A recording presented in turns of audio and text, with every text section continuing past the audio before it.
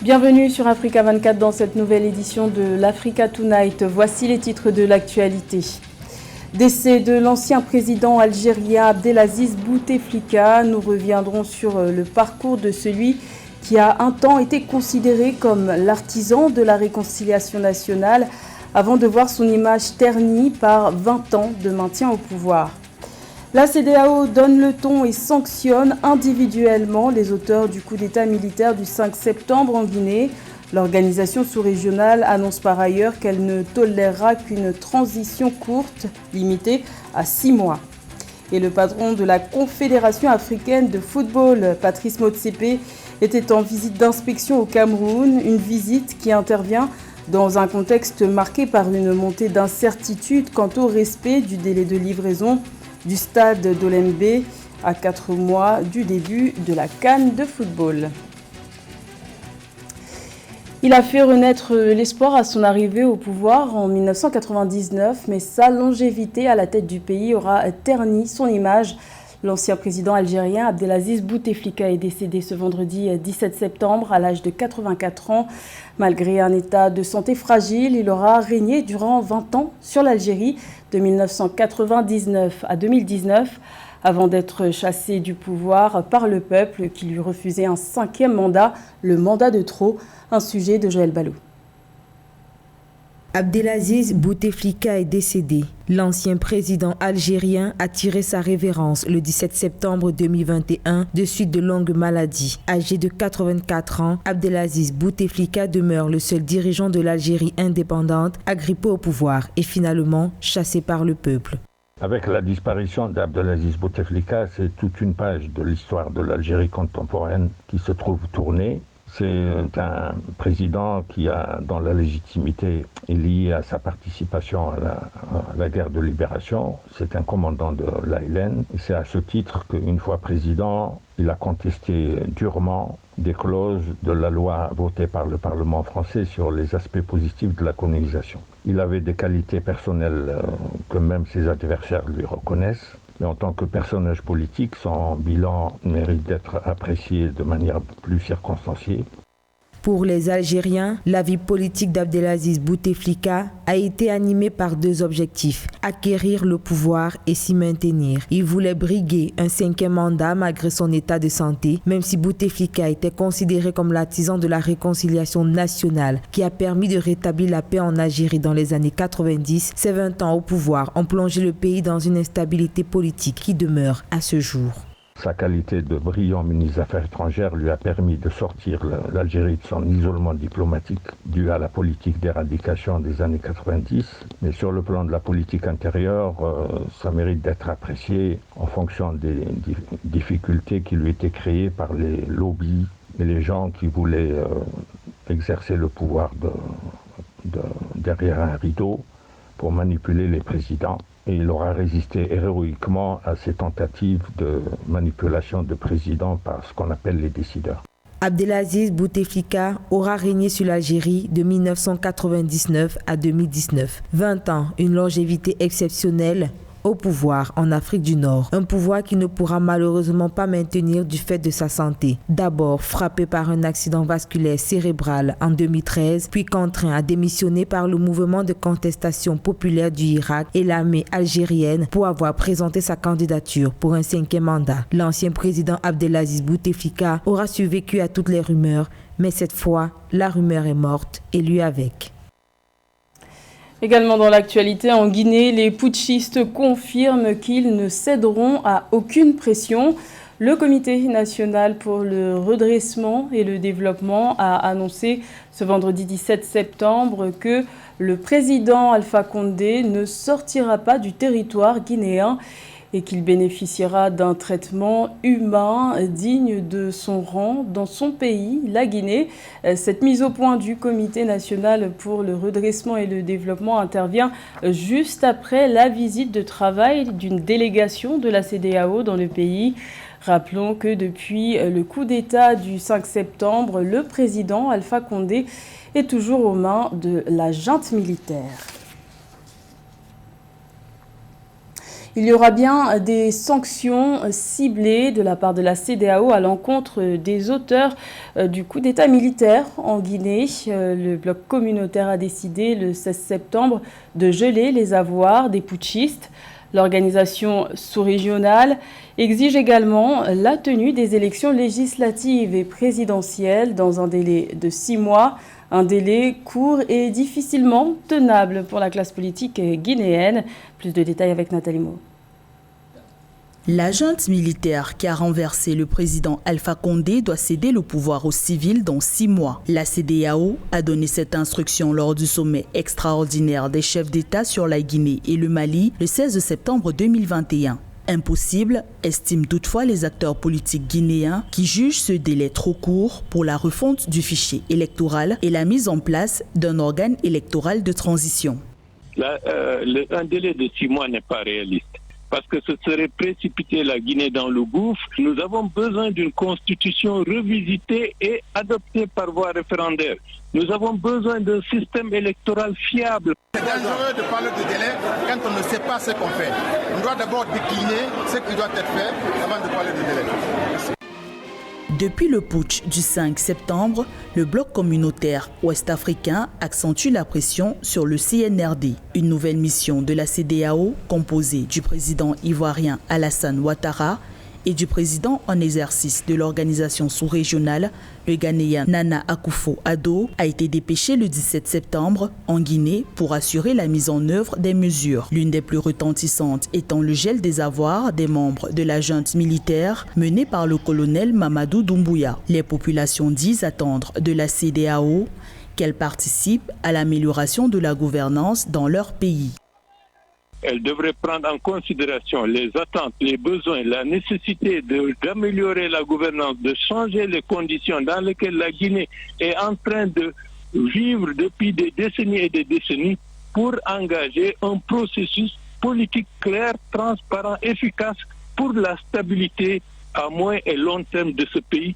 La CEDEAO reste saisie de la situation en Guinée et a résolu d'apporter son appui à l'organisation des élections législatives et présidentielles d'ici février 2022. À ces scrutins, les membres du CNRD sont formellement interdits de présenter leur candidature.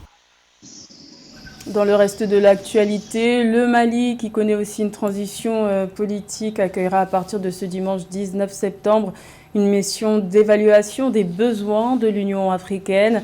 Celle-ci effectuera une visite de 7 jours jusqu'au 25 septembre.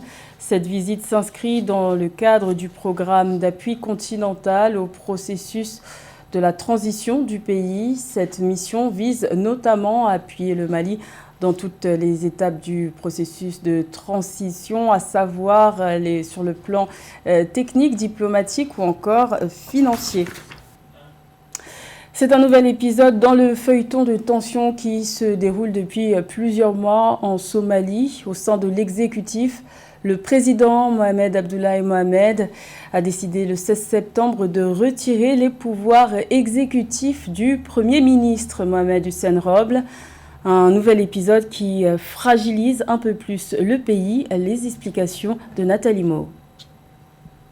Les querelles au sommet de l'exécutif somalien s'intensifient. Ce 16 septembre 2021, nouvelle escalade dans les tensions entre le président de la République, Mohamed Abdullahi Mohamed, et son premier ministre, Mohamed Hussein Roble, dont il a finalement suspendu les pouvoirs exécutifs. Mohamed Hussein Roble, chef du gouvernement, ne pourra désormais plus nommer ou limoger des responsables gouvernementaux.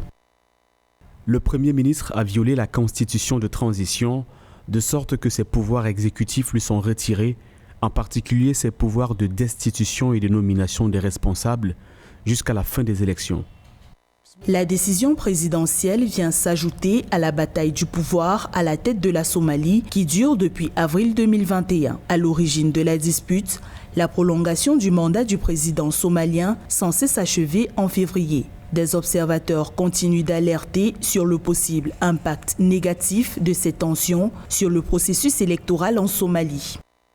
La principale répercussion que cette décision peut avoir, c'est que chaque autorité somalienne, c'est-à-dire le président Abdullahi Mohamed dit Farmajo, et le Premier ministre Robles sont en train de marquer chacun son territoire de telle sorte que les personnes qui seront nommées ou pas auront une quelconque influence sur l'avenir politique de chaque autorité et notamment sur les résultats électoraux. Le 6 septembre 2021, le Premier ministre Mohamed Hussein Roble avait limogé le chef du renseignement somalien. Une décision inconstitutionnelle selon le chef de l'État. Depuis, les frictions ont divisé l'armée avec des groupes soutenant l'un et l'autre camp en contrôlant des postes de commandement dans la capitale somalienne, Mogadiscio. Quelle stratégie adopter pour aller à la conquête du marché africain? C'est la question qui était au centre de la plateforme d'échange qui s'est tenue à Douala au Cameroun les 15 et 16 septembre. Un rendez-vous consacré aux petites et moyennes entreprises camerounaises qui constituent plus de 80% du tissu économique national. Plus de détails avec Thierry Ndassa. Comment rendre une PME compétitive dans un marché unique africain, convoité par les grandes entreprises industrielles? Une question qui a été abordée lors du débat qui a réuni le 16 septembre 2021 à Douala des représentants du gouvernement et des membres du secteur privé camerounais. Selon Achille Bassiliken III, ministre des PME, la question du financement est cruciale pour le gouvernement. Par rapport à un marché boursier embryonnaire, par rapport à des dispositifs qui sont prévus par la législation et parfois par la réglementation, par rapport à des structures comme la Banque camerounaise des PME qui ne répond pas toujours de façon assez optimale, sinon efficace, aux besoins de financement de la PME par rapport à l'activité des banques commerciales, il y a un écosystème qui se met en place, qui est perfectible. Les petites et moyennes entreprises constituent 80% du tissu économique camerounais, ce qui suscite l'intérêt des banques commerciales. Intervenant dans la phase de financement mais aussi de gestion de l'entreprise, le secteur bancaire fait face cependant à des difficultés majeures dans sa relation avec ces petites entités. Most of them don't have bank accounts or don't have history of transaction. So a lot of them have been in business for 20 years, 15, 30, but they have very little to do with banking. And when you're trying to decide if you want to support them financially, those are just basic elements that you need to be able to make that decision.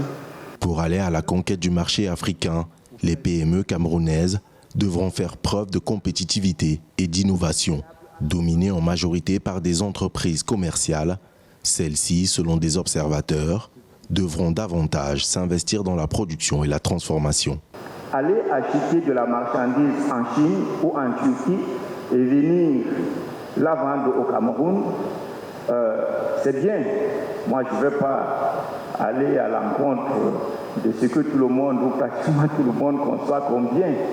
Mais est-ce que c'est cela qui va participer à enraciner une économie nationale viable, durable, écologique?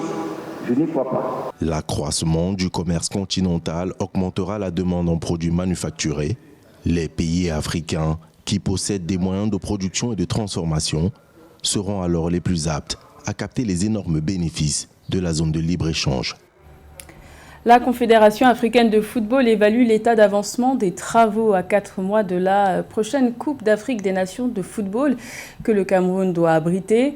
Le président de la CAF, Patrice Motsepe, a effectué une visite de travail au Cameroun les 16 et 17 septembre. Il a notamment visité le stade d'Olembe de Yaoundé, censé abriter le match d'ouverture ainsi que la finale de la CAN. Un sujet de Nathalie Mo. C'est avec quelques mots de français que le Sud-Africain Patrice Motsepe, président de la Confédération africaine de football, a exprimé sa satisfaction face à l'avancée des chantiers de la CAN 2022 au Cameroun. Ce 17 septembre 2021, le patron de la CAF a effectué une visite au stade d'Olembe de Yaoundé. Beaucoup d'éloges de sa part face à cette infrastructure sportive qu'il a classée au rang des complexes sportifs de niveau mondial. Nous devons tous être fiers, tous Camerounais et Africains, de cette infrastructure qui est aux normes internationales. Nous devons nous réjouir que ce joyau soit prêt en janvier 2022 pour le montrer au monde. En séjour au Cameroun, Patrice Motsepe a été reçu par le Premier ministre Joseph Dion Ngouté sous haute instruction du président Paul Biya. Le dirigeant du football africain a salué l'investissement du gouvernement camerounais pour la préparation de la plus grande fête du football, malgré les nombreux obstacles rencontrés. Je peux évaluer que ce stade est prêt à 90%. Je reviendrai certainement en novembre lorsque le chantier sera achevé. Cette autre visite me tient à cœur parce que le Cameroun va accueillir une très belle compétition avec des infrastructures de très haute facture. C'est un investissement pour l'ensemble de ce pays, mais surtout pour sa jeunesse. Olembe est une réalité. Olembe n'est pas une affabulation sur les réseaux sociaux. Olembe n'est pas une virtualité. Olembe, c'est ce que vous voyez, c'est ce qui est concret. C'est une dynamique en marche. C'est la dynamique de la finition et de la finalisation d'une belle œuvre. La CAF, par la voix de son président Patrice Motsepe, s'est dit fier du rayonnement que le Cameroun se prépare à donner au football continental. Il s'est projeté, présentant la CAN 2022 comme le début d'une nouvelle ère pour ce sport en Afrique. Il dit caresser le rêve de voir le continent accueillir une nouvelle fois la Coupe du Monde au regard de la modernisation des infrastructures sportives dans laquelle se lancent les pays africains. C'était le journal de la rédaction. Merci de l'avoir suivi. L'information continue sur Africa 24.